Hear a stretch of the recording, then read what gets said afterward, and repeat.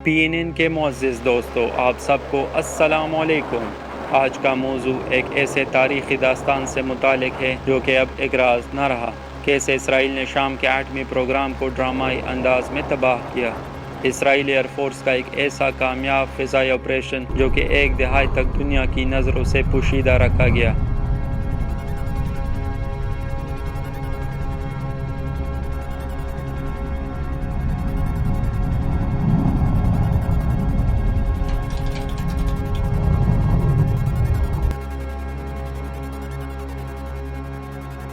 Cube ایٹمی rector پر ناکام حملے کی صورت میں شام اسرائیل کو دنیا کے نقشے سے مٹا سکتا تھا۔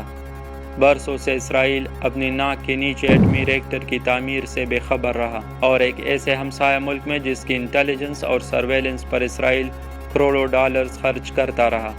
دوستو، ملک ایٹمی طاقت کے حصول کے لیے کافی جدوجہد کرتے ہیں، تب کہیں جا کر اپنی دفاع کو ناقابل تسخیر بناتے ہیں۔ لیکن امریکہ اور اسرائیل جیسی شیطانی طاقتیں ایٹمی ہتھیاروں کا نام سنتے ہی اپنے کان کھڑے کر دیتے ہیں اور ہر ممکن سازش کرتے ہیں کہ کہیں کوئی ملک ایٹمی طاقت نہ بن جائے۔ اسرائیل دنیا کا واحد ملک ہے جس نے فوجی آپریشنز کے ذریعے دو ملکوں عراق اور شام کے ایٹمی پروگرام کو مکمل ناکارہ کر دیا، جس سے صہیونی ریاست کی مسلم دشمنی کا ثبوت ملتا ہے۔ شام کی ایٹمی طاقت بننے کی خواہش کا علم دنیا کو 90 کی دہائی کے آخر میں ہوا، لیکن صہیونی ریاست نے اس بات کو اس وقت سنجیدہ لیا جب لیبیا کے ایٹمی پروگرام کی نشاندہی میں اسرائیل سے پہلے ہی کافی دیر ہو چکی تھی۔ اس تاریخی واقعے کے بارے میں جاننے سے پہلے PNN پر شامل ہونے والے دوستوں سے گزارش ہے کہ ہمارے اس چینل کو سبسکرائب کر دیں، ساتھ میں گھنٹی کے بٹن کو ضرور پریس کریں تاکہ ہمارے ویڈیوز آپ سے مس نہ ہوں۔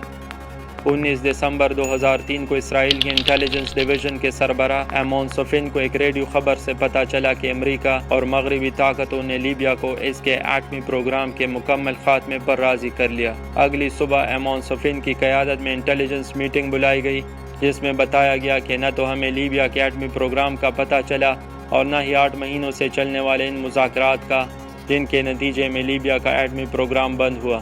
اس لیے ایمون سوفین کی قیادت میں اسرائیل نے خطے میں موجود دوسرے اسلامی ممالک کے اسی قسم کے منصوبوں کے بارے میں انٹیلیجنس رپورٹ تیار کرنے کو کہا، جس نے شام کے متعلق اس خطرے کا امکان ظاہر کیا کہ شام ایٹمی ہتھیار بنانے پر کام کر رہا ہے۔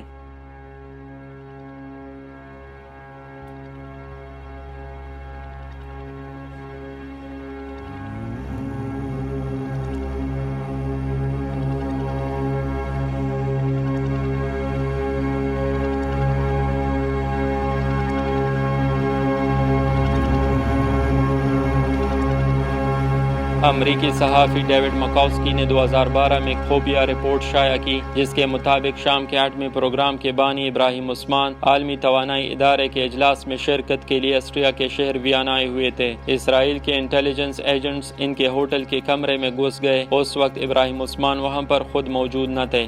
ان جاسوسوں نے ان کے سرکاری کمپیوٹر سے تمام ریکارڈ چوری کر لیا۔ عین اسی وقت ابراہیم عثمان عالمی توانائی ادارے کے اجلاس میں موجود تھے۔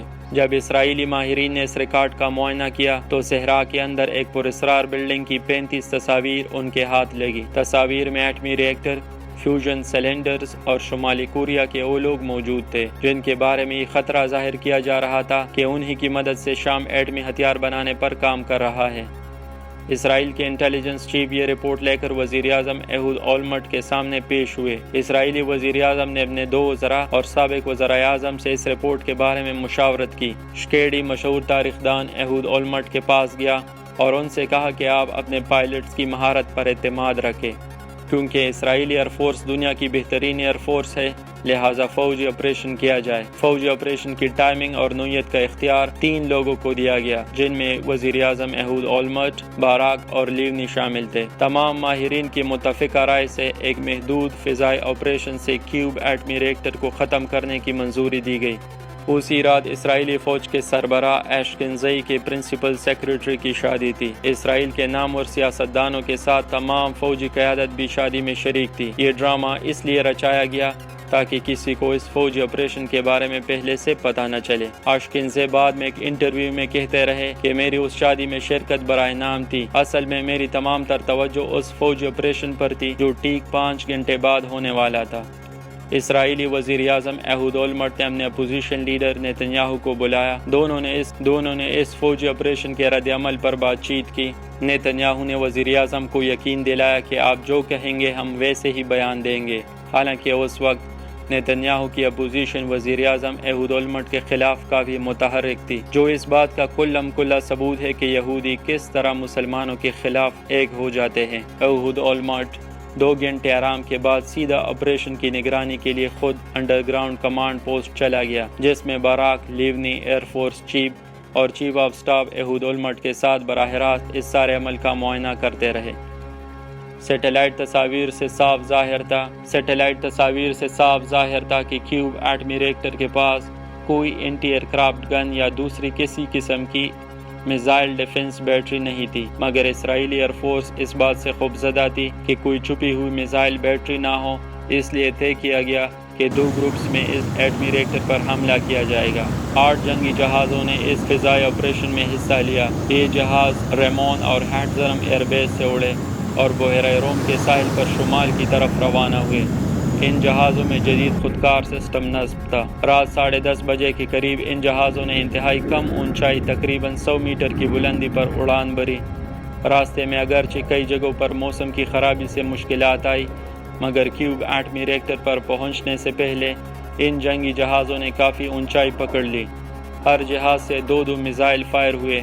5 دفعہ میزائلز نے ریکٹر کو نشانہ بنایا اور 3 منٹ تک اسرائیلی فضائیہ اس ریکٹر پر پرواز کرتے رہے۔ یوں تمام 8 جہاز اپنے ہدف کو نشانہ بنانے کے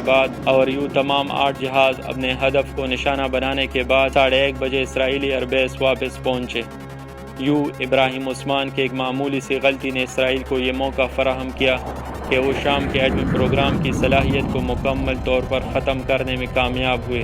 اگر شام اپنے اصل مقصد میں کامیاب ہو جاتا تو اسرائیل عرب کی سرزمین پر ظلم اور اس قدر زیادتی کی جرات تک نہ کر سکتا۔